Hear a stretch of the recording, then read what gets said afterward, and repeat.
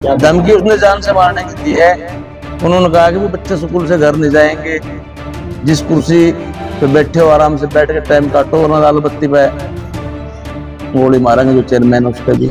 SP साहब ने देखो अच्छा होगा, एसपी साहब ने कहा कि लगभग 24 घंटे 48 घंटे में हम ट्रेस करके पता कर लेंगे। डिमांड उसने कुछ नहीं करी है, वो बार बार यही कह रहा है कि चुपचाप बैठ के चेयरमैन नहीं कर ले। उसने अपना नाम नहीं बताया है। उसने वैसे कहा है कि तुम जिसके भरोसे जीतते हो, जो करते हो, मैं उन सब का बाप। मेरे परिवार को धमकी दी, मैं काफ़ी अब शब्द यूज करें, मैं गाड़ी चला रहा था उस टाइम पे। हमने उसके बाद उसे दोबारा कॉल करी। दोबारा कॉल करने के बाद हमने उसकी कुछ एक छोटी सी क्लिपिंग ऑडियो बनाई। सबसे मजबूत बात यह है कि वो इतनी ज़बरदस्त रेकी कर रहा था, उसे ये पता था कि मैं अब डीएसपी ऑफिस गया हूँ, अब मिनी सेक्रेटरी गया हूँ, अब फला जगह पे हूँ।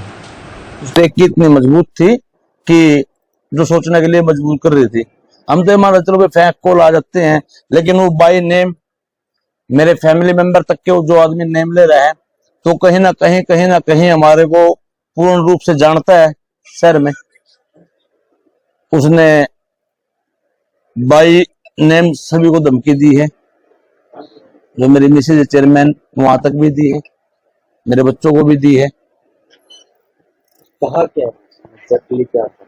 एग्जैक्टली देखो कैमरे के सामने तो शब्द नहीं कह सकते हम,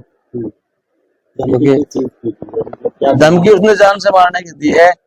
उन्होंने कहा कि भी बच्चे स्कूल से घर नहीं जाएंगे, जिस कुर्सी पे बैठे हो आराम से बैठ के टाइम काटो, वरना लाल बत्ती पे गोली मारेंगे जो चेयरमैन है उसके भी।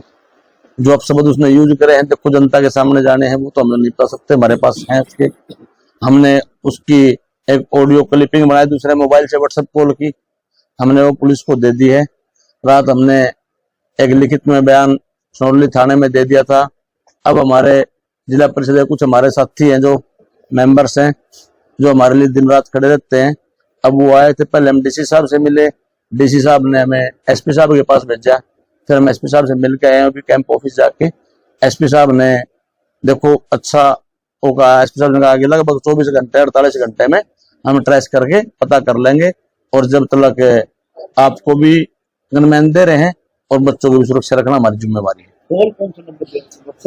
व्हाट्सएप कॉल पे आई थी +92। हाँ, हमने गूगल पे वो सर्च करके देखा है, तो मैक्सिको का नंबर बता रहा है उसने गूगल पे, +52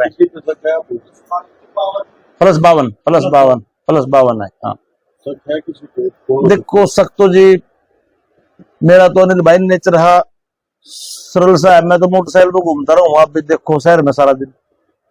मैंने आज तक अपने जीवन में कभी सोचा था भाई हमने कोई इस तरीके की हरकत हो सके हमारे साथ। तो डिमांड करी नहीं, डिमांड उसने कुछ नहीं करी है। वो बार बार यही कह रहा है कि चुपचाप बैठ के चेयरमैन नहीं कर ले, अन्यथा यह 5 मिनट का काम है चेयरमैन नहीं जाने का।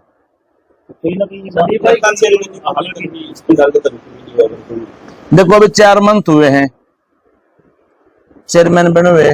4 महीने में जितना हम अच्छा कर सके उतना अच्छा हमने करा है। हमारी एक जिला परिषद के मेंबरों की टीम है, जो पुराने मेंबर हमारे साथ थे, हम सभी सलाह मशवरा करके काम करते हैं, और सभी का लगभग बराबर सा काम अलॉट किया हमने। ऐसी कोई बात नहीं को फर्क वाली, एक सिवाय छोड़ के प्रधान को, पूर्व प्रधान को छोड़ के न वो हमारे पास आई है ना।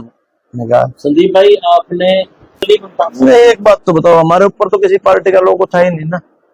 जो मेरे पार्षद हैं जिन्होंने मुझे बनाया है वो भी तो बीजेपी। चलो मैं तो ये मान लो आप राजनीति में नया था, जो मेरे साथ कंधे से कंधा लगा के मेरे साथ मजबूती से खड़े हैं वो मेरे पार्षद पदाधिकारी बीजेपी के। तो हैं, या मेरे पर कोई कांग्रेस का लोगो हो, या मैं किसी कांग्रेस के मंच पर गया हूँ, मैं तो किसी के मंच पे गया ही नहीं। मेरा तो सदन ही मेरा मंच है, मैं तो अपने सदन के साथ 5 टाइम गुजार रहा हूँ। जो सरकार आओगी, सरकार से कोई डिमांड होगी तो सभी पूरा सदन लेके चले जाएंगे मांगने के लिए। हाईकमान का काम देंगे तो हम लोग विकास कर देंगे। मुख्यमंत्री से भी बताया नहीं, हमने बार बार उसे उकसाया नाम बताने के लिए। मैंने अपना बार बार नाम भी बोला है उसको।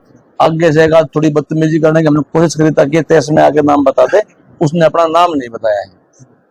उसने वैसे कहा है कि तुम जिसके भरोसे जीतते हो, जो करते हो, मैं उन सब का बाप हूँ, इस तरीके के शब्द कह रहे थे। मुख्यमंत्री से भी मिले? नहीं, अभी मुख्यमंत्री से हम नहीं मिले हैं।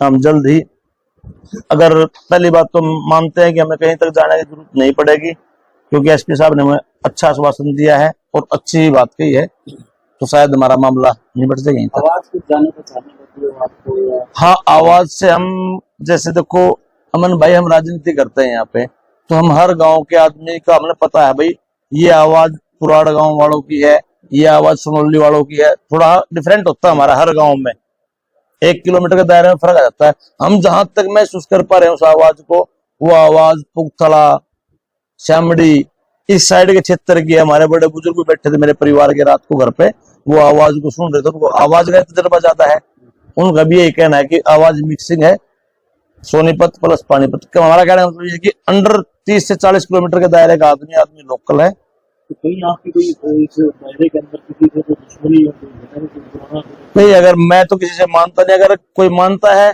तो सामने आ जाए, सामने आके बता दे हमारी ये दुश्मनाई है। संदीप भाई ऐसा क्या काम कर दिया कि जो उनकी बैठ के चाय पानी कर लिया? अब तक तो भाई साहब कोई ऐसा काम नहीं करा है। पत्रकार मुद्दा है, आप मैंने जितने भी काम करे हैं सभी के सदन में वो करा है, पास किए हैं, जितने भी काम करे हैं, सामाजिक काम करे हैं, सभी का सम्मान काम किया है। मैं किसी के लिए 4 महीने में ना कहीं थाने में गया हूँ, ना कहीं किसी तहसील में गया हूँ। मेरा काम सिर्फ अपनी जिला परिषद को संभालने का है, मैं उसी में व्यस्त हूँ। शक के तौर पर नाम लिया? नहीं देखो, मैं जब मेरी आज तक किसी से दुश्मनाई नहीं हुई तो मैं शक किस पे करूं?